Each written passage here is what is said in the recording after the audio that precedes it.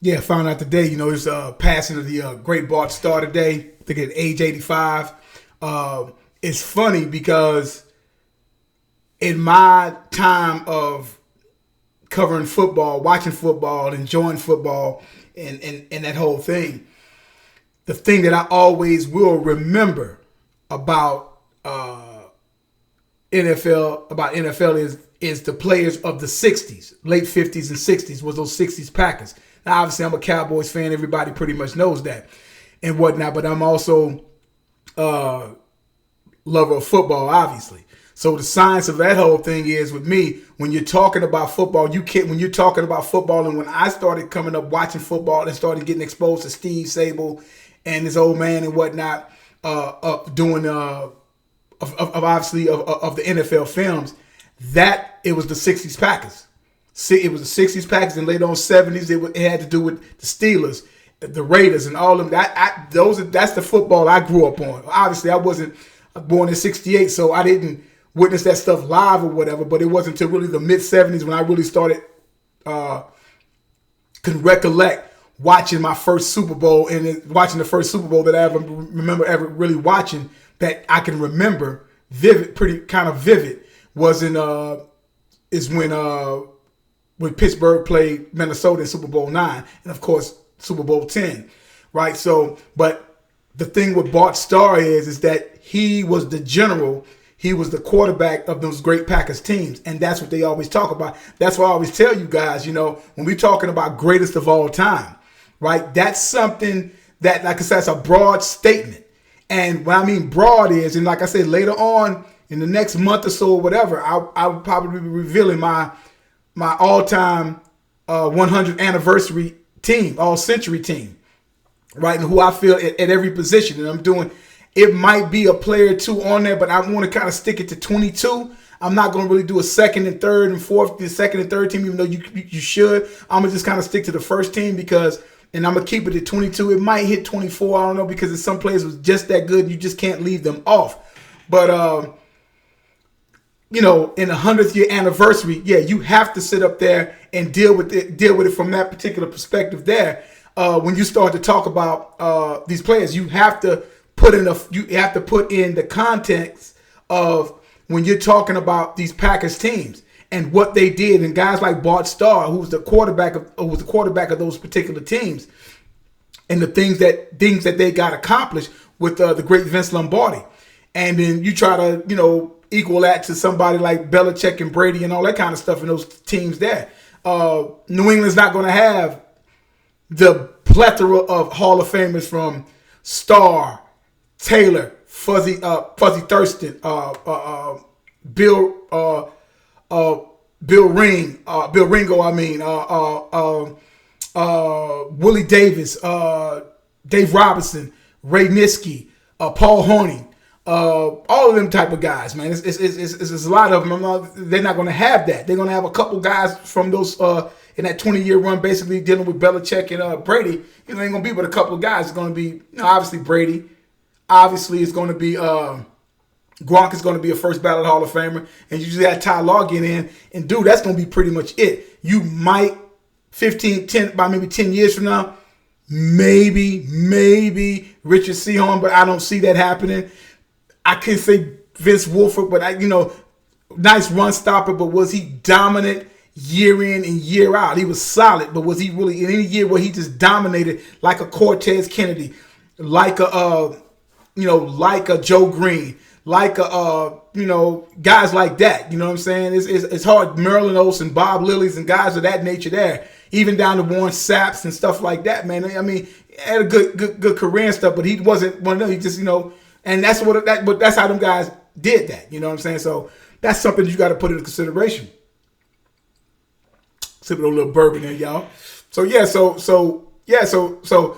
but I remember that. Those are the guys that I remember coming up as a kid when I got exposed in that of the 70. I can just kind of vivid 76, 77 every now, because we didn't have no cable or nothing back during that time. So every now and then you'll have a show come on CBS or whatever, or something like that when they was talking about those Packers teams. And of course, I'm old enough to be around when Steelers was dominant and doing their thing, so I recall all that type of stuff.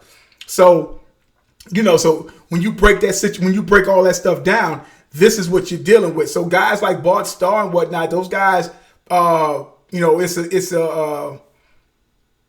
something, it's like obviously would be missed and all that good stuff and whatnot and whatnot. But I'm just like, those teams or that's what I was exposed to as a kid, as a fourth grader. Really started seeing NFL films and couldn't wait to see it because you didn't get them all the time. You can go on YouTube and watch all that stuff now. Back during this time, 40 some odd years ago, you didn't get all that stuff.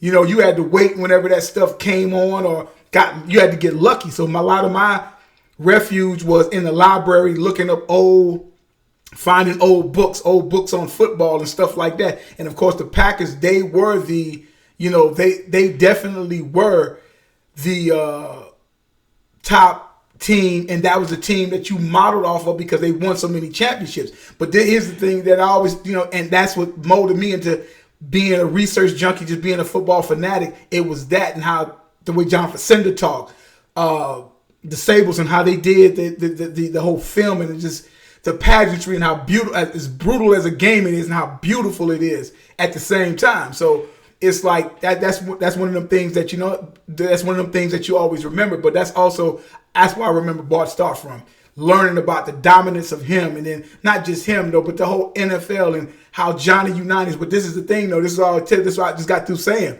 It's like even in the mid '60s, by the time it came to 1966, 67, it was pretty much a foregone conclusion. And at that time, you look at the NFL probably being in its 40 some odd years at that time. But it wasn't really until 58, 59 when the NFL just went to another level. So therefore, from 59, so you 58, 59 after the sudden death game with the Giants and the Colts and whatnot, and the masterful way that basically Johnny Unitas that day actually invented the 2-minute. The 2-minute drill, calling his plays and stuff like that. That's saying something about those guys back then. I mean, it was something. It was to have those guys calling their own plays, man. That was something. You know what I'm saying? True field general. But the Johnny Unitas, the Y.E. Tittles, you find out about these guys, even older guys, whether it be Bobby Lane, whether it be Otto Graham, all those different guys and whatnot. So many guys, Sonny Jurgensen, the Dutchman, what's my man's name? His name escaped me right now. I can't even think of his name. Norm Van Brocklin. Them guys, man. Them, you know what I'm saying? Those are the guys that I grew up learning about, even though that was even before my time. But that's what the NFL, that was the historical aspect of it with them particular guys. And then you just started going on in the 70s, and then the dominance of, then you got, all that stuff. But it was a known fact at that time, basically Johnny Unitas was the best quarterback that ever did it. And that was pretty much wrapped up. You know what I'm saying? It was funny. Some of the best players of all time was already noted by the time, it didn't even hit the 70s yet. Jim Parker, at the time when he retired, was considered, he was the first full-time, and that's why I have his picture as my avatar. Aside from him being an African American, just decided he was just dominant. He was just dominant. Go look at some of them. He was a dominant line. He would fit in perfect today. He was these guys today, 50, 60, some almost damn near 60 years ago. So, you talking about guys 6'3", 300 pounds. Dude, and then his feet, and he had speed, and he played guard and tackle. Come on, man.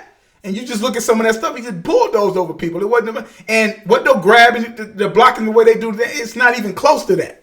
So you think about him, what he would be able to do today was how these guys kind of can grab, or you can use your hands way more on offense. It was like this. That's all it was. You look at the pictures of, he's like this. These guys can grab, do whatever they want. They can extend their hands damn near. If he was able to get away with that, dude would probably have about a 98 to 100, 98 grade.